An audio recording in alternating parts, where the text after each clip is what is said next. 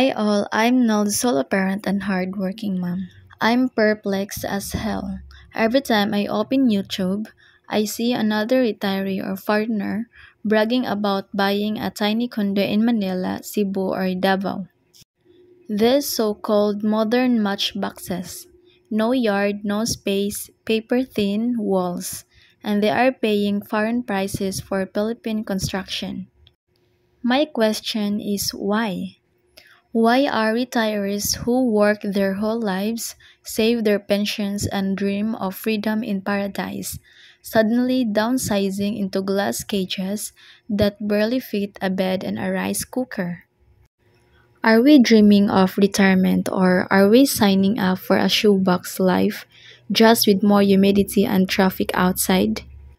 The condo industry here knows how to market the dream.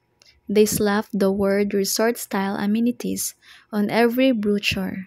Infinity pool, gym, security, boom, foreigners eating it up. But look deeper.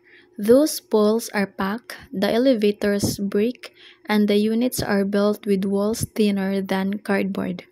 You can literally hear your neighbor's TikTok videos through the wall.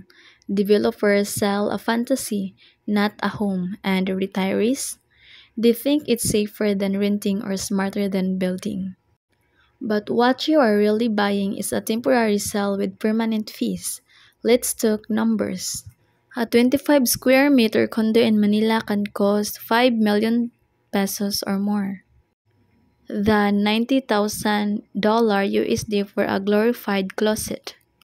Meanwhile, an hour away, you could buy a house and land for the same price. A place with room for your dog, a garden, and actually privacy. But foreigners get dazzled by air conditioning, security guards, and the condo life. The truth is that it's convenient, but it's a trap. You pay monthly association dues, maintenance fees, parking, taxes, and it never ends. Let's be brutally honest. Some of these condos are matchstick boxes. Cheap concrete, thin steel, poor waterproofing, all built to look modern but not to last 30 years. Go ask anyone living in one for 10 years. You will hear stories about cracks, leaks, broken elevators, and rising fees. The problems is that they are made to sell, not to endure. Developers know the market. Foreigners, retirees, and OFWs with dreams. The emotional sell works better than concrete quality. Here's the psychology part: retirees are lonely. They moved to the Philippines thinking a condo equals community, safety, convenience. But after a while, they realized they traded peace for noise, privacy for rules, and independence for a monthly maintenance bill. They buy into the "I will be near everything" myth. But near everything also means traffic, pollution, and overpriced coffee.